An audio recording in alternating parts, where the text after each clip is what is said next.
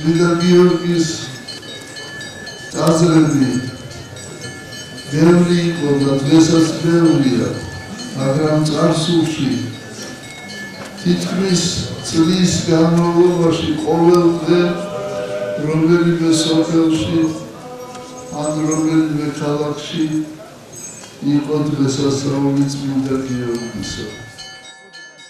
განსაკუთრებულად კი დღესასწაულობთ 6 მაისს, წმინდანის აღსრულების დღეს და 23 ნოემბერს, ფორბალზე წამების დღეს.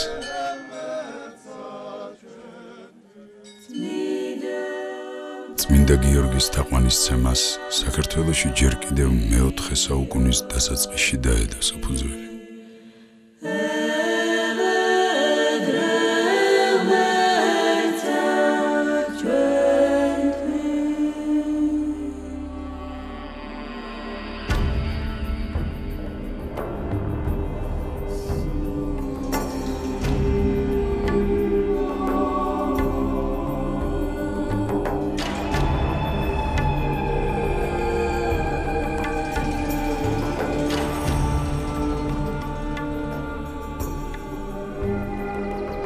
ძველთაგანვე საქართველოს წმინდა გიორგის ქვეყანას უწოდებდნენ. გაზაფხულზე გიორგობას უდიდესი სიყვარულით ხვდებიან სვანეთშიც. წმინდა გიორგი, ანუ როგორც სვანები უწოდებენ ჯგრაგ, ჭეშმარიტი მაგალითის მომცემია ქრისტეს მოყვარე ადამიანის ცხოვრებაში, რომლის ვაჟკაცური ბუნება გამოიხატება უფლისადმი უსაზღვრო სიყვარულში, მოთმინებაში, თავმდაბლობასა და მიმტევებლობაში.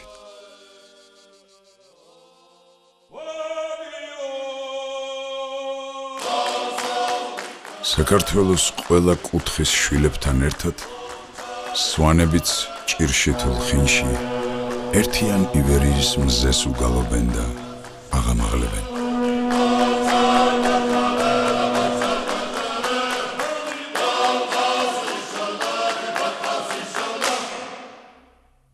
ღვთის სადიდებლად მრავალი სასწაული აღუსრულებია წმინდა გიორგის და დღესაც მრავალი აღესრულება მის მიერ. დიდგორის ბრძოლაზე მოგვითხრობს დავით აღმაშენებლის მემატიანე.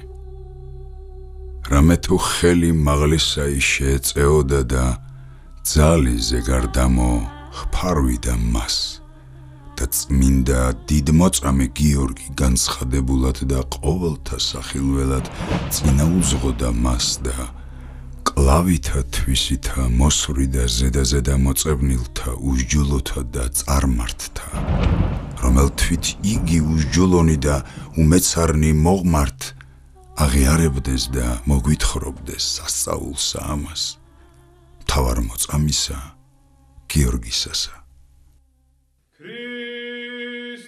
არსენი ყალთოელის მოწმობით წმინდა ნინო, საქართველოს განმანათლებელი, დიდმოწამეს ბიძაშვილი იყო და ქართველმა ერმა მისგან შეიტყო წმინდა გიორგის მოწამეობის შესახებ. ჩვენი წინაპრები, მიუხედავად მრავალი განსაცდელისა, უფალს, ყოვლა წმინდა ღვთისმშობელსა და წმინდა გიორგის ევედრებოდნენ და საბოლოოდ სამშვიდობოს გამოდიოდნენ.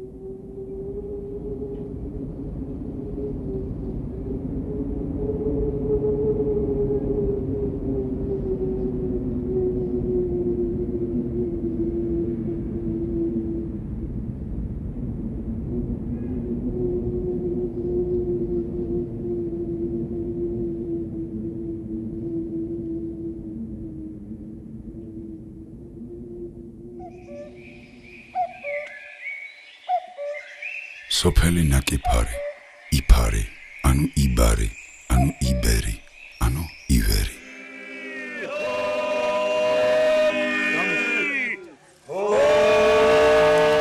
გიორგობის დღესასწაულს სვანურად ლიგიერგის უწოდებენ. ეს ტრადიცია კი, როდესაც ერისკაცი ასრულებს ხატის გამობრძანებას, წამოვიდა იმ ტკივნეული პერიოდიდან, როდესაც მღვდელმსახურება აღარ აღესრულებოდა სვანეთში. ყოველი წლის 6 მაისს წმინდა გიორგის ტაძრიდან ხდებოდა ხატის გამობრძანება და გარს შემოვლა.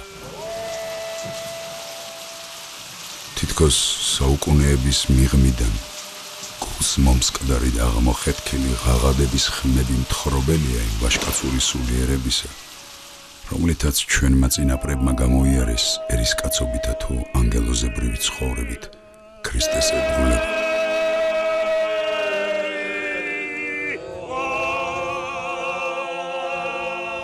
ამ სიმღერითა და მსვლელობით მშვიდობას შესთხოვენ უფალსა და წმინდა გიორგის და ისევ სასოებითა და მოგრძალებით დააბრძანებენ დიდმოწამის ამ ბრწყინვალე ხატს ტაძარში.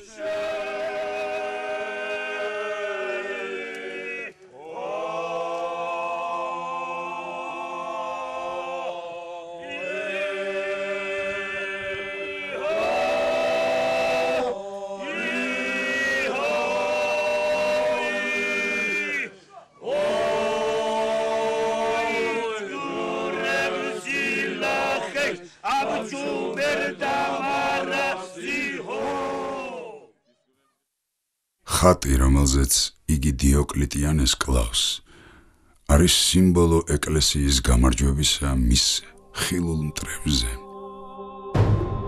მათზე, ვინც ქრისტიანობას ცეცხლითა და მახვილით ებრძოდა და ცდილობდა ჯალათის ხელით ადამიანთა გულებიდან ამოეგლიჯა ქრისტეს სახელი.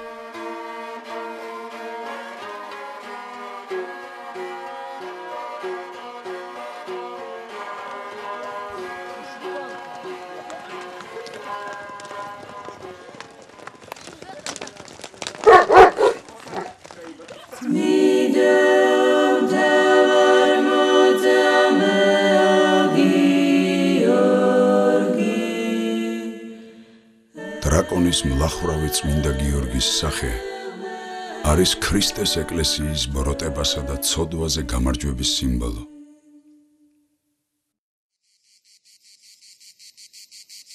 მადლობა უფალს, რომ ამ სოფლის წმინდა გიორგის სახელობის ტაძარში აღესრულება მართლმადიდებლური წირვა-ლოცვა და ტარდება ნათლობები.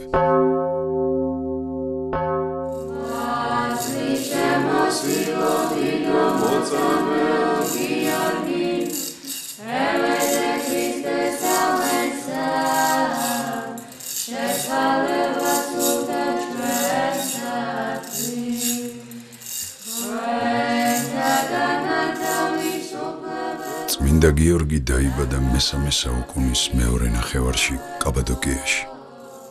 მისი მამა გერონტიოსი ღრმად მორწმუნე ქრისტიანი იყო. მას მაღალი თანამდებობა ეკავა რომის არმიაში და ერთ-ერთი დევნის დროს მოწამეობრივად დაასრულა სიცოცხლე.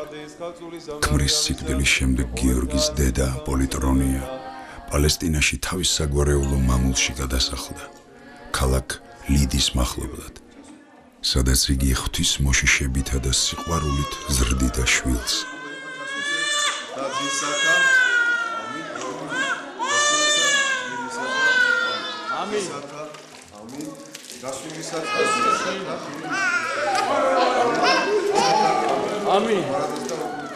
დედისადმი განსაკუთრებული სიყვარული და ღრმა ერთგულება წმინდა გიორგის სიცოცხლის ბოლომდე გაჰყვა.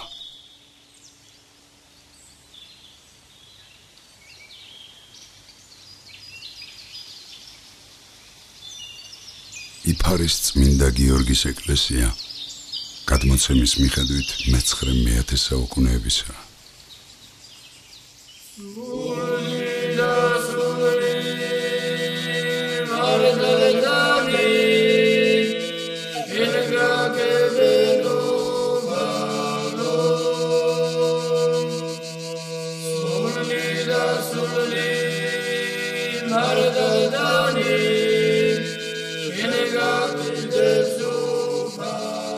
დროთა განმავლობაში ტაძრის 1 ეკვტერი მორღვეულა, რითაც შემდგომში ეს სამრეკლო აუშენებიათ.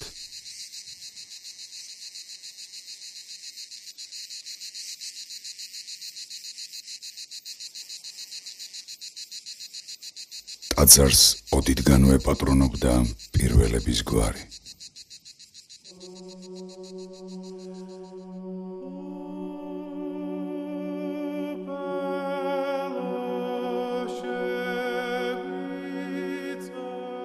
ფრესკები შთამბეჭდავია. ვარაუდობენ, რომ ხატვარი ადგილობრივი მკვიდრის სვანი უნდა ყოფილიყო, რომელსაც მეფის მხატვრის ტიტულით იცნობენ და თევდორეს უწოდებენ.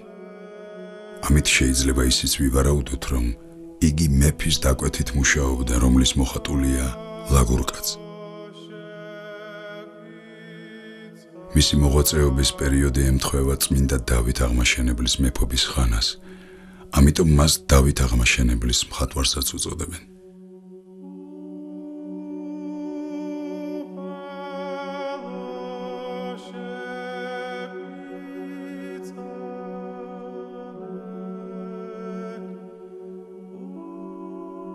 წმინდა გიორგი სრულიად ახალგაზრდა გამწესდა სამხედრო სამსახურში. ქვეყნის მტრებთან ბრძოლაში იგი გამოირჩეოდა როგორც მამაცი, გამოცდილი მეომარი და მალე იმპერატორ დიოკლეტიანეს ყურადღებაც მიიპყრო. იმპერატორმა იგი დაიახლოვა, შვილივით შეიყვარა და მხედართ მთავრის მაღალი წოდებაც უბოძა.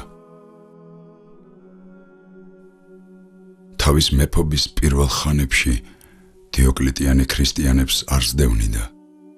ნებადართო მათ აეშენებინათ ეკლესიები და ჩაეტარებინათ ღვთისმსახურება. ნიკომედიაში იმპერატორის რეზიდენციაში ააგეს უზარმაზარი ქრისტიანული ბაზილიკა, რომელიც 20,000 კაცს იტევდა.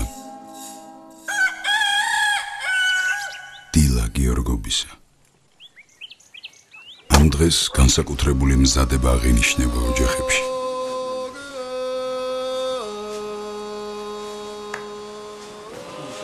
ადამიანი სიკეთეზე მარტო ფიქრობს ლოცვის დღეს და ყოველდღე ლოცვა ყოფილიყოს, ყოველდღე ღმერთისება ყოფილიყოს და ხალხი კარგი ხასიათზე იქნება მაშინ.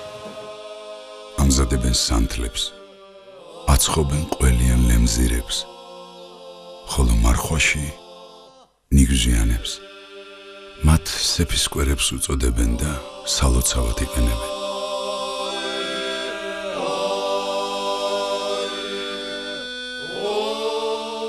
ამის შემდეგ იკრიბებიან ტაძრის ეზოში, იკვლება საკლავი და იშლება საზეიმო ძმური სუფრა. ადამიანებს ხშირად გჭირდება დაფიქრება, რათა გამსაჯოთ ჭეშმარიტად რა არის კარგი და რა არა. ამისათვის უნდა მიხვეთ მართლმადიდებელი ეკლესიის სწავლებას, დავემორჩილოთ უფალს და მის მიერ დადგენილ სასულიერო პირს, ანუ მოძღვარს, რომელიც შუამავლად ითვლება ღმერთსა და ადამიანს შორის.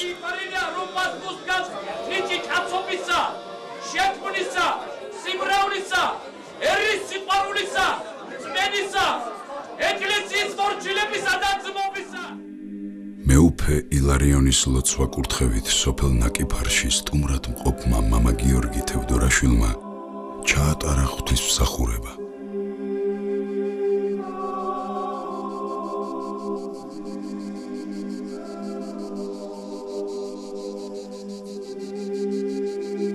თვით ზემო სვანეთის საკათედრო ტაძარიც წმინდა გიორგის სახელობისაა და მას სეტის წმინდა გიორგის უწოდებენ.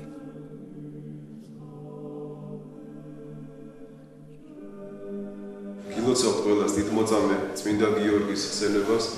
უეხსენებათ, რომ საქართველოში განსაკუთრებული პატივი მიაგება ამ დიდ მოწამე წმინდას, რომელიც მე-4 საუკუნიდან უკვე ირიცხება როგორც ყველა მორწმუნეერის, ყველა მართლმადიდებელი ქრისტიანის მფარველ, სეციურ მფარველად. მაგრამ განსაკუთრებით თქვენ მოგეხსენებათ, რომ ეს დიდ მოწამეა ქრისტიანი შეიყვარა სვანეთმა. ანუ თქვენ, ჩემო ძვირფასებო, მე აღფრთოვანებული ვარ თქვენი ძმენით, თქვენი სიყვარულით, თქვენი სტუმართ მასპინძლობით, თქვენი პატივისცემით. მე ასევე აღფრთოვანებული ვარ სვანი მამაკაცების ლოცვით. მე პირველად მოვისმენ ასეთი შემართებული ლოცვა. ეს სიტყვა სამჯერ ამენ, ამენ, ამენ, ჭეშმარიტად, ჭეშმარიტად, ჭეშმარიტად.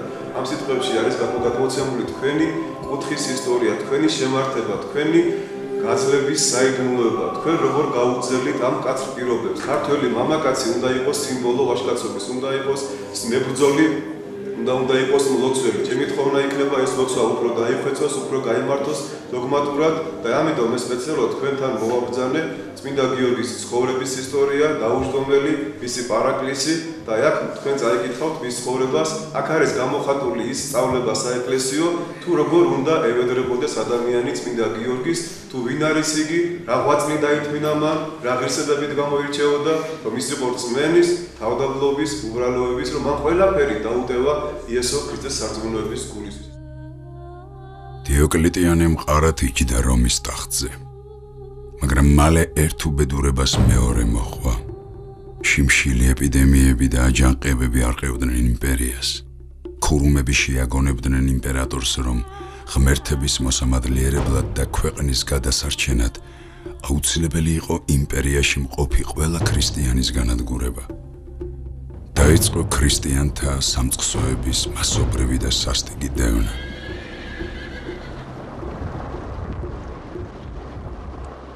და აი მაშინ როგორც ბრწყინვალე ვარსკვლავი უკუნეთ ღამეში გამობრწყინდა ქრისტეს მხნე მხედარი დიდმოწამე გიორგი, რომელმაც ზეციური სამღვთო სიბრძნით განაქარვა კერპსახურების საცდური და თავისი წამების ღვაწლით განანათლა ქრისტიანები.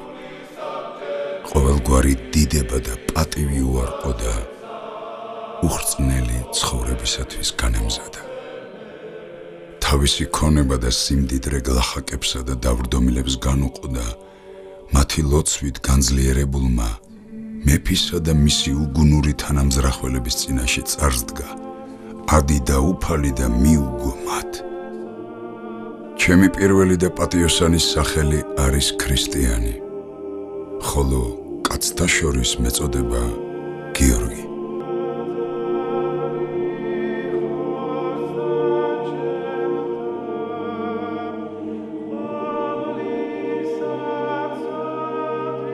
მიუხედავად მრავალი ტანჯვა-წამებისა სრულიად უნებელი რჩებოდა წმინდა გიორგი.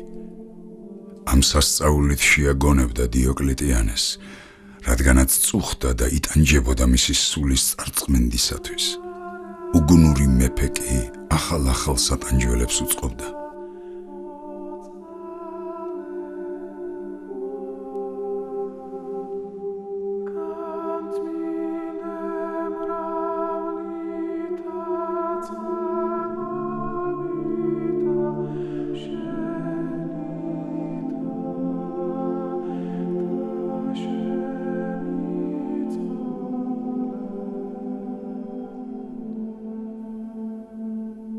ბორბალზე წამების შემდეგ მეფის ბრძანებით მოწამე დაჭრილი და დაკუწული სხეულით დატოვეს ორმის თვალზე. ამის შემდეგ ზეცრიდან მოისმა საშინელი ოხრის ხმა. განხნევდი გიორგი და განძლიერდი, რამე თუ მრავალი მიწამებს შენს გამო. უფლის ანგელოზმა სრულიად განკურნა ეამბორა და განაძლიერა.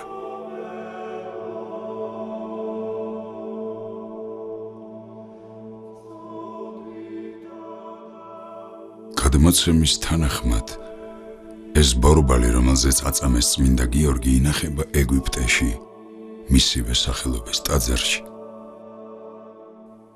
როდესაც დიდმოწამის ცხოვრებას ვეცნობით წერილობითი წყაროებიდან, კიდევ უფრო ნათელი ხდება, თუ რამხელა ტანჯვა ითმინა უფლის სიყვარულის გამო უძლებელმა მხედარმა.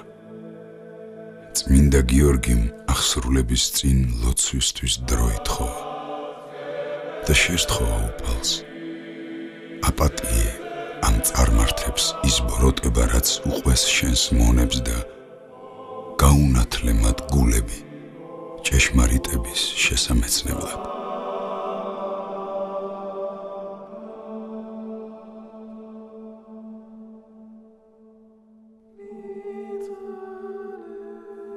იერუსალიმი, წმინდა გიორგის საფლავი. უფალო ღმერთო, ვინც მოიხსენოს ჩემი წამების ღვაწლი, მიეცი მადლი. მიუტევე მათ ყოველგვარი შეწოდებანი და განკურნენ მათი სნეულებანი. რადგან მხოლოდ შენიცი მათი მაცდური მტრის სივერაგე, რომელიც ფეხქვეშ შემუსრე და რომლებიც წაიკითხავენ, ან მოისმენენ ჩემს წამებას, განწმინდე ბიწიერებისაგან.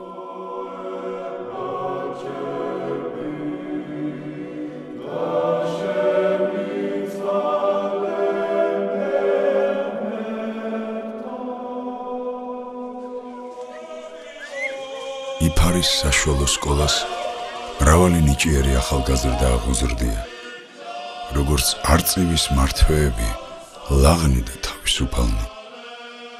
ცდილობენ მაქსიმალურად შეიძინონ ის სიბრძნე და სიყვარული, რომელიც ჭეშმარიტ ქრისტიან მამულიშვილებად აქცევთ მათ. იფარის თემის სოფლებია ნაკიფარი, ბოგრეში, ზეგანი, ჰადიში, წვირმი, იელი და აცი. ამ სოფელში ძირითადად ცხოვრობენ პირველები, შემდეგ მოდიან გულბანები, ხვისტანები, კორძაიები, ხაჭვანები, ქურდიანები, ხორგვანები და სულავები.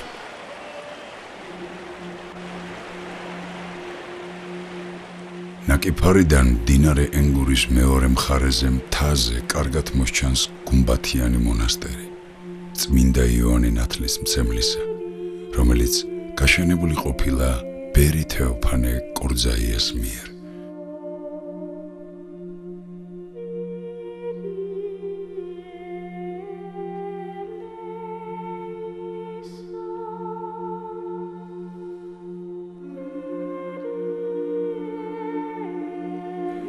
ასევე ამ სოფლიდან იყო მღვდელი ირაკლი პირველი.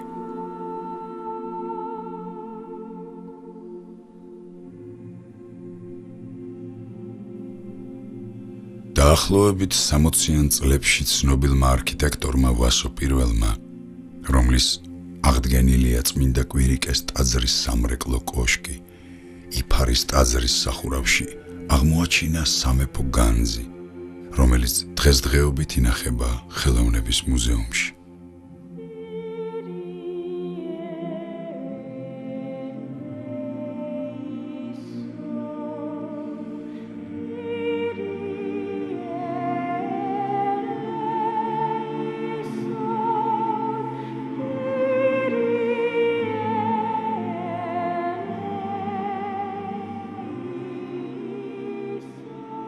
ტაძრის გარეთა კედელზე შეიმჩნევა ფრესკები მაცხოვრისა და მისი მოციქულების.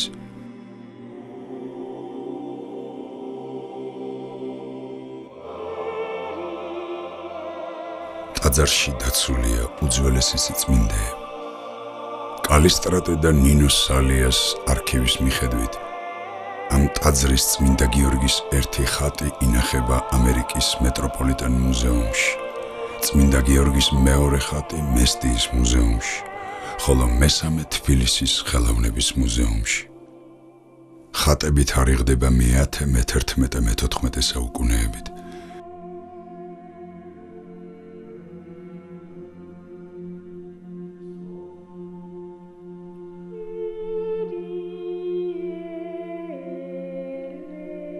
მე-11 საუკუნის ეს ერთი ხატი ამ ტაძარში ინახება.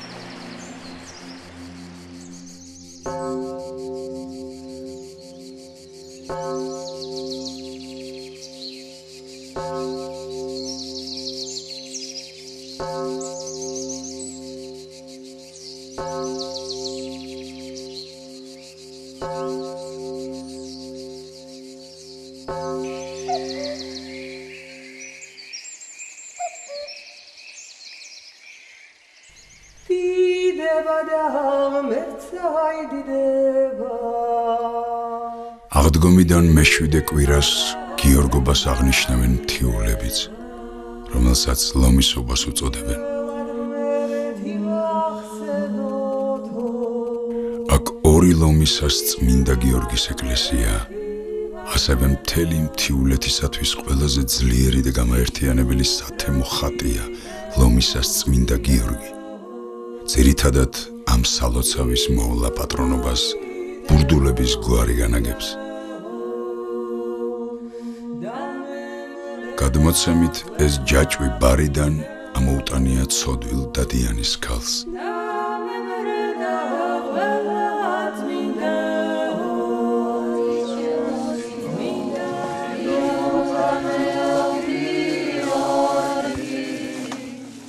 ამ ჯაჭვით შემოუვლიან ტაძარს, ხმადლობენ და ევედრებიან ლომისას.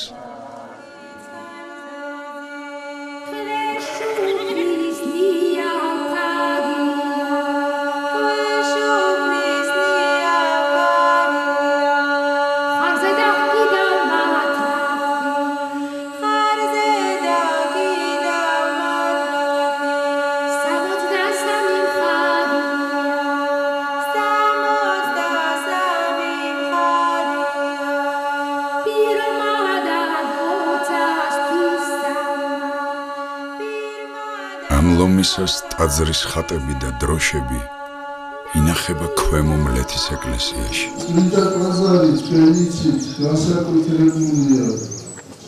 ეწოდება ლომისის წმინდა გიორგი. არის ხალხური თქმულება, რომ ლომის სახე მიიღო და იცავდა ქართველ მართლმადიდებელ ქრისტიანებს სპარსელებისა.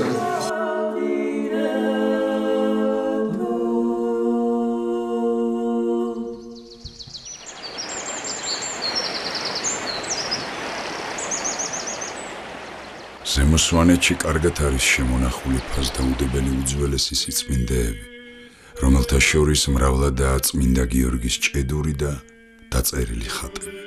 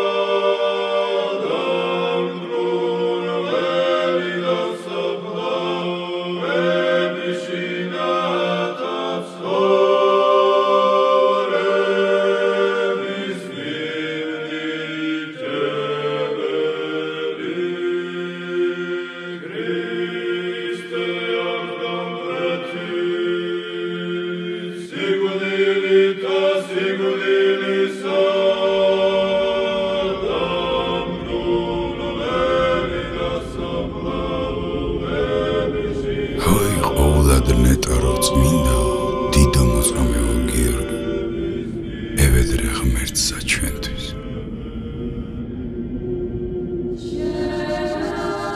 $2006 წელს თბილისის სიონის ღვთისმშობლის მიძინების ტაძრიდან დაიწყო მსვლელობა ყოვლადწმინდა ივერიის ღვთისმშობლის ხატის ასლმა საქართველოს ტერიტორიაზე. წყალობას სვანეთსაც შეეხო. ისეთი შეგრძნება სუფევდა ირგვლივ, თითქოს ხილულად მოძრაობდა, აღვიძებდა ყველას, ეპრებოდა და მოუწოდებდა შეინანეთ, მიუტევეთ და მოეფერეთ ერთმანეთს. და როგორც ჩვენი უწმინდესი და უნეტარესი სრულიად საქართველოს კათოლიკოს პატრიარქი ილია მეორე ბრძანებს, მალე გათენდება ეს მზიანი ღამეცო.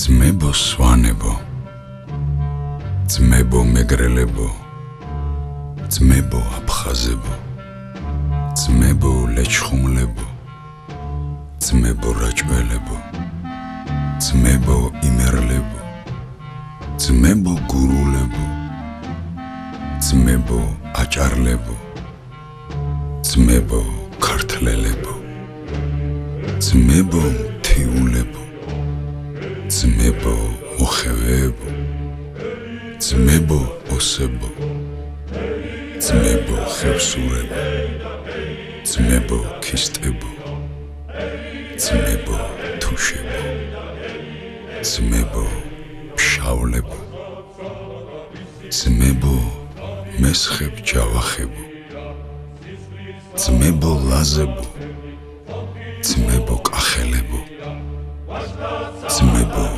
ინგილოებო, ძმებო იმერხეველებო, ძმებო ფერეიდნელო ქართველებო და ყოველნო ივერიაში ცხოვრებნო ქართველნო.